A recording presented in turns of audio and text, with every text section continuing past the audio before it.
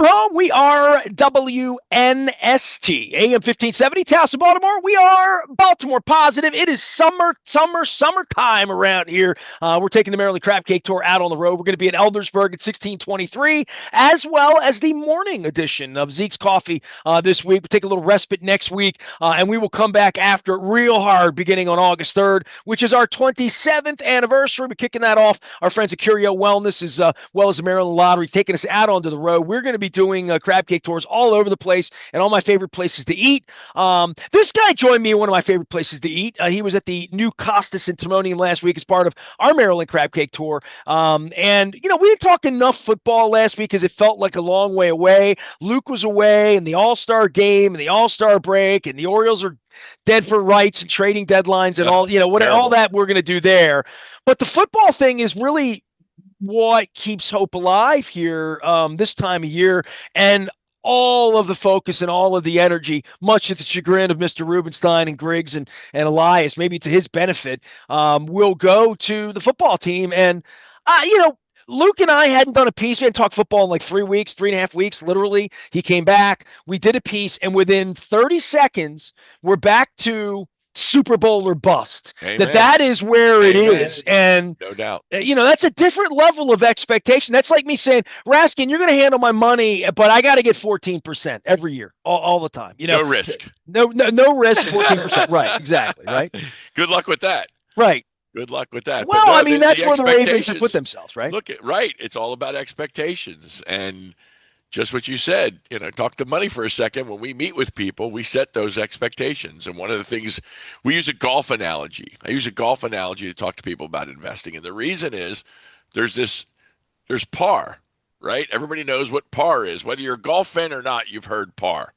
So we talk about par. And what we say to people is par is an expectation of return based on level of risk. And over time, we're going to expect to hit par. And if you want somebody that's going to drive and crush it and beat par and hit well above that with the level of risk that you're expecting, we're not your people, because that's not what we're shooting for. You don't want to put the ball in the water. That's right. And or into the trap on open weekend over in Ireland. That's right. We have expectations, and this is what we hope to hit. And people accept that, and we move along doing their money. Now, with the Ravens, they've set those expectations. They've had those couple years where they were into the championship week. They've come up short against a couple really strong teams, but certainly teams they could have beaten. They've, in both games, I believe, looking back, beat themselves in both losses on their way to the Super Bowl. And so here we are, 2025-26 season. And I agree with the assessment. They don't have to win the Super Bowl, although that would be fabulous. They've been in 2, they've won 2, we've been at 2. But that's the standard. If you don't get into the game, it's a bad season. And it's a long way to go to get there. And they got a lot of competition to fight through. They got the Bengals to fight through. They got Pittsburgh with Aaron Rodgers. Oh, my God, to fight through. And they got the rest of the league to fight through. Look, their first game ain't easy. Well, the first month's a mess. And that's right. the thing. When I started, you know, looked at getting the dry erase board out, start putting my September together to figure out, you know, my American dream I still want to get to the Hollywood Bowl. And every time somebody goes there, they tell me you got to get to the Hollywood Bowl. So I might be getting to the Hollywood Bowl at some point in September. So fingers crossed. But yeah, what I do with my 10 cents I have left over when the show's over with.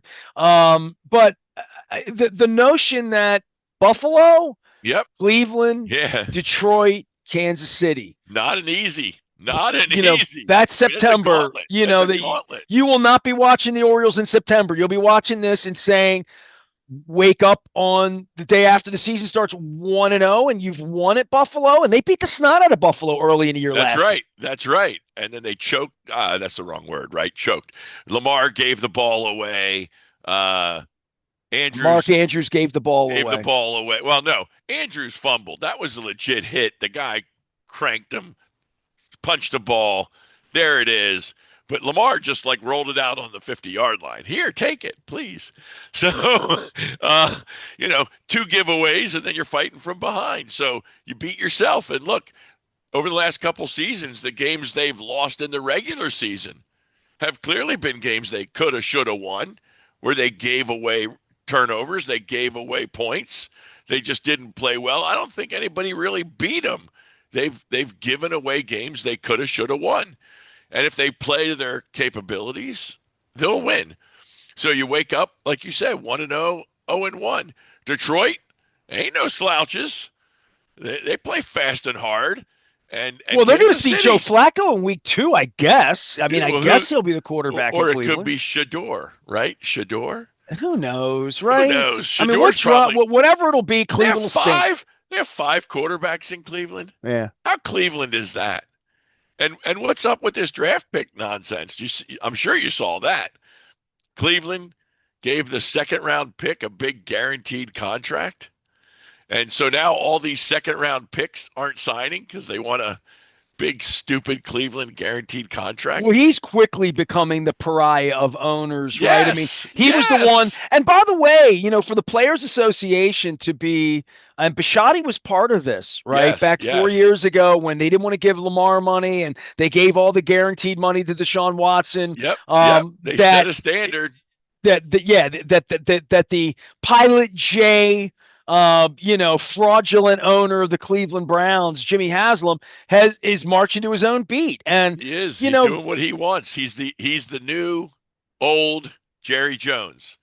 He's signing his own contracts. He's doing whatever the hell he wants. He doesn't care what people think. Hey, by the way, your guy Rubenstein came out last week, and not on my show, by the way. My guy. You were the first one who told me he was going to own the team. Yes. I'll so take he's the your credit. guy, right? I'll take my credit. You mentioned his name to I'll me take the credit 3 months before he bought the team. Yes, I did. You were like an ownership whisperer. Whisperer. I think you were. I mean, you really did this. Yes, I did, and I stood by it, and he did.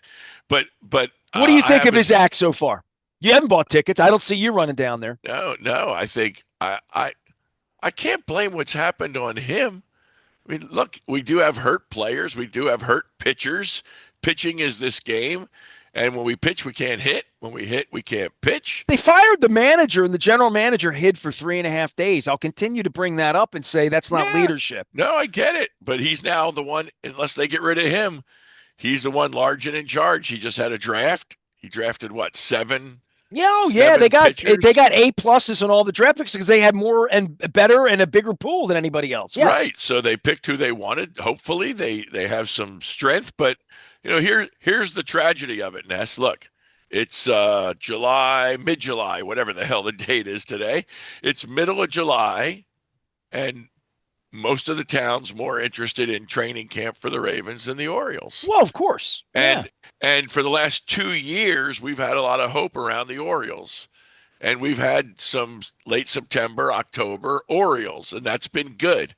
And this is where I won't be asleep. Now we don't. In August Suddenly and September, when nobody's watching them and nobody cares and everybody's all purpled up, and in October and November, when the Ravens are 8-2 or 9-2 or 10-1, whatever they're going to be, when the Orioles are or are not making the team better in the quiet space of October, November, December, that's when our expertise kicks in. That's like when things are bad in the market and you manage money, and it's like, hey, this is when I need to hold your hand a little bit. That's right. The people that have trusted me all along with all of the uncomfortable truths of the Orioles, there's a lot of uncomfortable truths when a new guy buys the team, says he's going to do this, that, and the other, and doesn't. And then last week, this is where I was going with my piece with Rubenstein, last week he was on one of these talking head shows. You can go find it. I mean, it's all the Whistler winds him up and gives him what he's supposed to say. Right. That's why he doesn't sit with me. That's why they blocked me from coming in and even being in a room with these people. Right. So he mentioned that baseball has a disparity problem with revenue and with payroll, and they need to do something about that. And I'm thinking to myself, and I know this to be factual. I don't know that I wrote about it in Peter Principles, but I think I alluded to it. But I do remember sitting with everybody who knew Peter and knew him well, that when Peter bought the team in 93, his pants were so big and his ego and just all that bluster that Peter was, just all of the whatever that was all the bravado, all the shit talking, all of the lawyer, all of the East Baltimore scrap and all that. He really knew nothing about the history of the game. And when he bought the team and he found out he was on the wrong side of the owners and the union and being a union guy, and then he went and fought with Stein. He called Selig a used car salesman. He was like his partner. He called him a used car salesman. And like all of the quotes are, all of that's in Pity Yeah, Principles yeah, for yeah, sure. yeah. But like, the notion that Rubenstein bought into this and really didn't read Lords of the Realm and really didn't know. I mean, Rubenstein doesn't know anything about baseball. So, like, the notion that he would even speak out loud about busting the union, which is pretty much. Go listen to it and think, put yourself in Steve Garvey's shoes or Mark Belanger's shoes or whomever, Marvin Miller, Right. Donald Fear, pick anybody on the other side. Yep. He talked about basically need to bust the union, but we need to have cost certainty and a salary cap, all of that stuff that Marvin Miller never wanted to hear back in Andy Messersmith in all of our lifetime. 50 years now, you and Right. I have Right. seen the owners get their pants cleaned by the players, Yep. and then the owners cry poor. And Rubenstein doesn't know what side he's even on in this thing. And Angelos didn't either. So this is the second time a guy has bought the team and doesn't really fundamentally understand how damaged the players and the ownership and that balance has never been in baseball. Yep. And talking about like, well, I mean, reasonable people here. I mean, Yeah. I'm reasonable, David Rubenstein. Reasonable people here can see that that's why my stadium's empty and the Yankees and Dodgers have all the money. We just need to fix that. Good luck with that, Davey. Good luck with Yeah. that. Yeah. That ain't gonna happen. Well, right. I mean, even speaking out loud tells me how naive he is. Right. Well, you gotta know your place. Look, I say this all the time, and I don't know the circumstances. I'm gonna go with what you say relative to his knowledge and his thinking and so on. I'm there because I'm not reporting on. I'm not digging into it like you are. But I'd here's like what to dig into it more and no, actually no, no. sit I with get him. it. I But get it. But here's my point. I say to people all the time. I hear this. I hear this from people. Well, I'm a sophisticated investor. I know how things work. And here's who says that very often are people that make a lot of money or have somehow come into significant money, whether that's by inheritance or they had some stock options at their company and maybe it gave them an excess of wealth, or they bought that one deal, that one thing they got into that really gave them a significant amount of wealth. Uh, but here's the truth, because you earn money and because you have fallen into a certain amount of money does not mean you understand anything about economics, finance, and how money works. I've studied the craft for 40 years. This is what I do for a living. It's what you do for a living. Is this talk sports?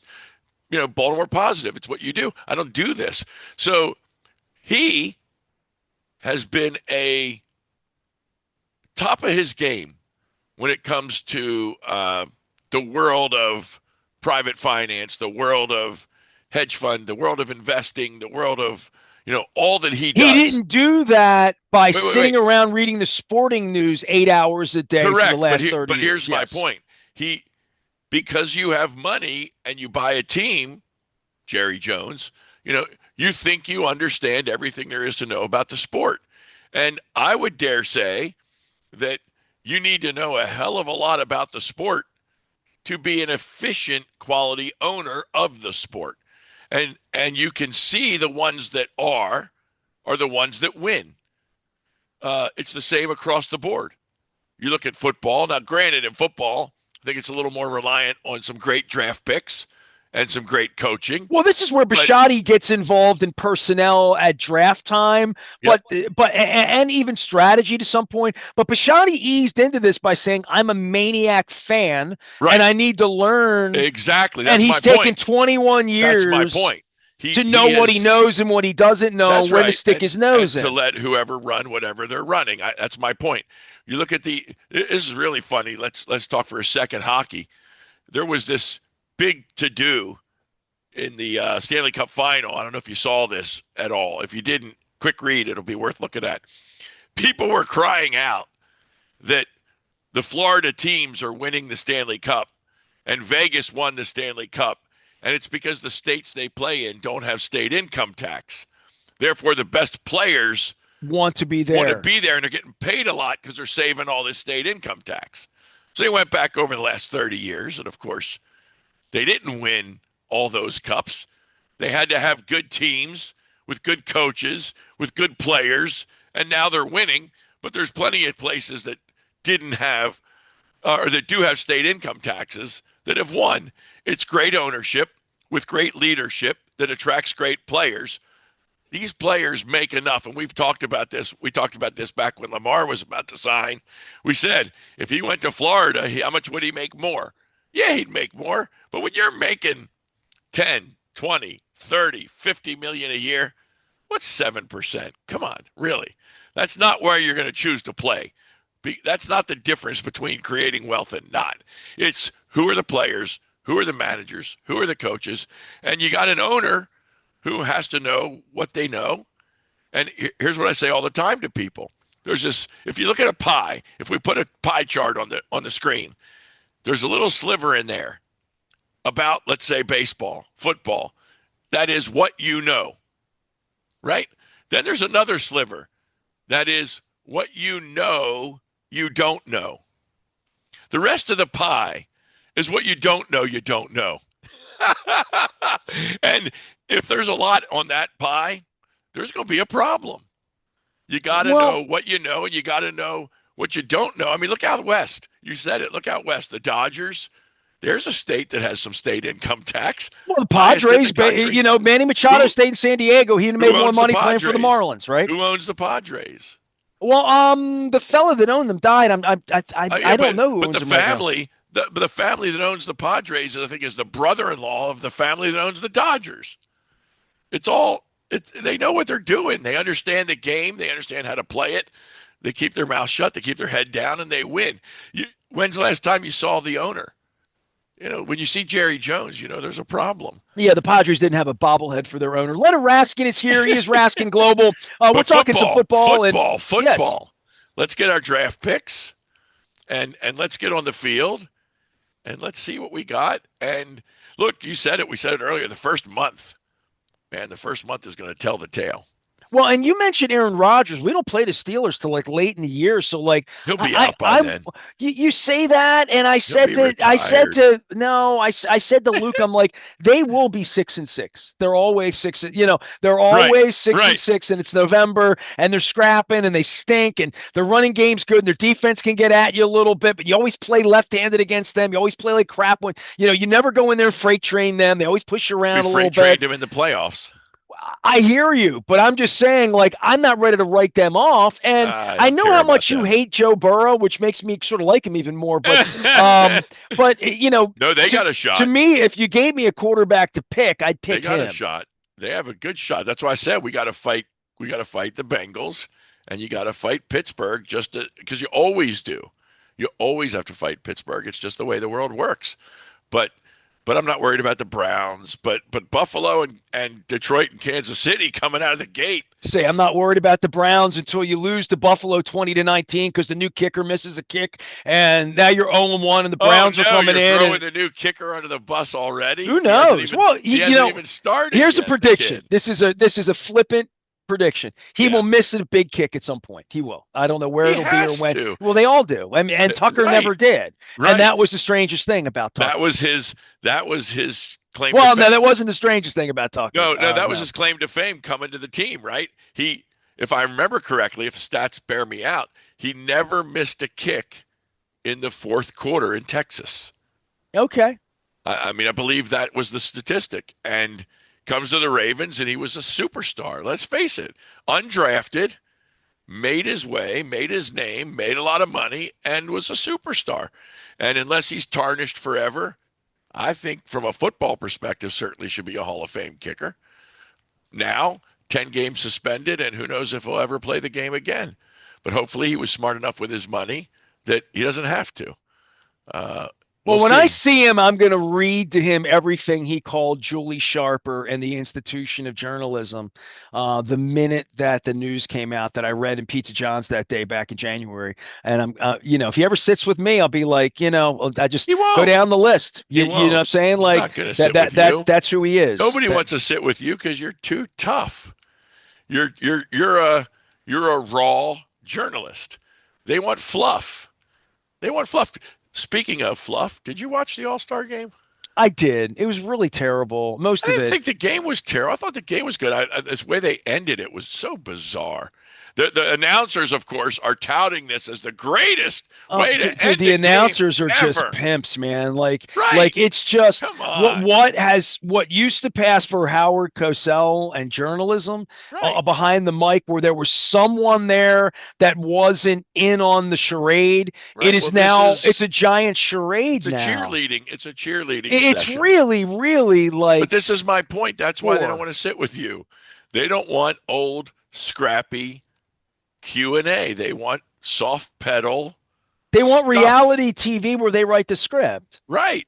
Right. Yeah. I always wonder. I Well. don't watch any of those shows. Speaking All of, that's going to do is make my show a little bit more palatable for people when they do want to come and get when they something that's want honest. honesty. Because like That's I right. watch this and I watch baseball and the presentation of baseball. I Yep. mean, the commissioner is sitting there with three humbled servants: Dan Plesac, Harold Reynolds, whom I love Harold. I've known Yeah. Harold 30 Yeah. years. I Yeah. love Harold.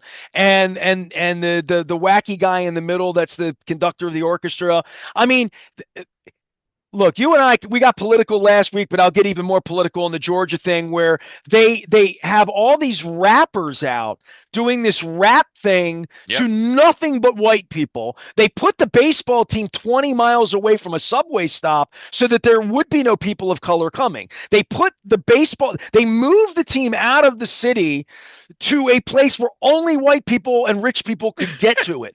And then the country music comes in because they got to get that. So there's Zach Brown. Then of course they would have waved the flag, and then of course they're going to have the military. So it's God, flag, military, country, rap, Latin, white, baseball, apple pie, all of this, except like it's all like a Theater. gaslight. Yeah, it's Theater. like, and it's so, yeah, it's pablum, man. It just and it's a meaningless game, and I felt bad for the kid that from the Diamondbacks that got Oh, hit. I hope Right? he I didn't mean, get. I so I hope don't that want anybody didn't getting break. hurt. I mean, my Yeah, I dad hope it didn't always break. referenced the Ray Fosse, Pete Rose. Oh My dad never yeah. liked Pete Rose because of Uh, that. My dad thought that was so cheap. Bush League. Yeah, Bush League. Ray Fosse's shoulder was never right and Right. all that. So, Right. but I love the All Star game. I attended 20 of them. I said to my wife Well, about my 2 o'clock favorite. on Tuesday, I'm like, it's 103 in Atlanta. I would be on I would be Right. on the freeway going out there if they were nice to me. I would have been in Right. Atlanta. I'd have been a part of all Absolutely. that. But watching the television Hey, presentation of it, they wore their you they wore their know, uniforms again. they look great. Didn't they look great? And how about the comments from that was one thing that from the commentators I was surprised that they enjoyed that they mentioned that they talked about it, because I thought that was a thing baseball was stupid about. We thought it was. I mean, it was They were terrible. The in pajamas, Jetsons outfits the last year. When pajamas. they It was show the terrible. highlights from It was last year, it looks terrible. like the Jetsons. It was It's terrible. disgraceful. I mean, And how about they did look great. I'll give you they that. did? And And how I about love the home run baseball, and I love derby? the traditions of Did you watch baseball. the home run derby? I watched a lot of the How about beginning of Cal it. I Raleigh? can't make it the whole night. I didn't watch the whole I night, love but the story that Cal had his dad pitching to him. His brother was catching, big and dumper. he crushed the ball. I mean, he took it out. He destroyed it. It was outstanding. And I'm sure you saw the video. 10-year-old Cal. Did you see the video? Oh yeah, He yeah. he proclaiming he was the home The run derby champion. champ. Yeah. Talk about foreshadowing and a thought. I mean, maybe every 10-year-old that plays baseball has that video, and he just happened to Every parent produce. dotes on their kids these Right, days. They all have a right. camera, They so all like have the we video are going. right. I mean, we are. I That mean, would have been anybody's story. It just happened to be his. the But it was videos of Ray tremendous. Lewis blowing players up didn't really exist as an 11-year-old. Right. Lamar's got video from when he was 8 years old because his mother Absolutely. shot it and his coach shot it. Absolutely, And, you got it. You yeah. got to have that to promote your kid for the scholarship. So all of that's going to make great Gatorade videos forever, right? Someday. So yeah. Someday. Leonard Raskin is here. He markets money and the protection of your money and the American dream. He is Yes. Raskin Global. You can find him out on the front of Baltimore Positive. He is salivating, not too hard because he's down in Delaware having a good time at the beach for a little while, but waiting for football season. And, Yes. and it's here. It's here. I mean, finally, we're going to have injuries. We're going to have fights. We're going to have sweat. We're going to have fans out there. There's even a rumor that Steve Bisciotti and Eric DaCosta might have to look at me on August 3rd. But You we'll never see. know. You never know. You never know. That ticket says, does it say anything about Venezuelan guys from Dundalk or no? Everybody but Nestor can come. That's what it says. That's usually what it says. That's I appreciate that.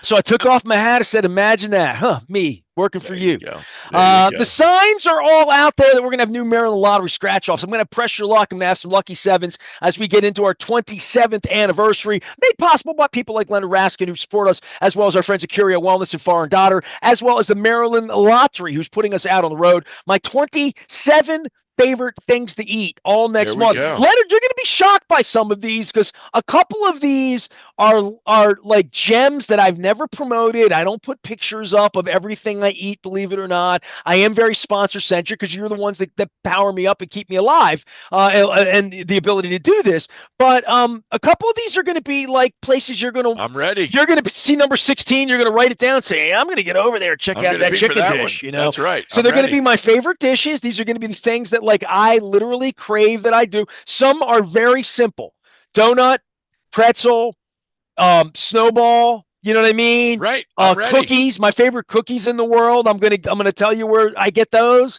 Awesome. And I'm not trying to put a run on any of this like the pizza spitter is.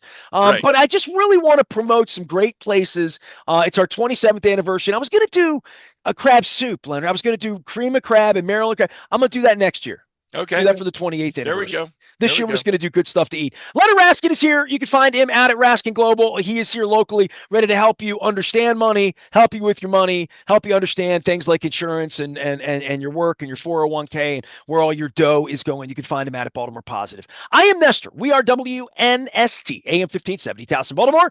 We never stop talking. Baltimore Positive.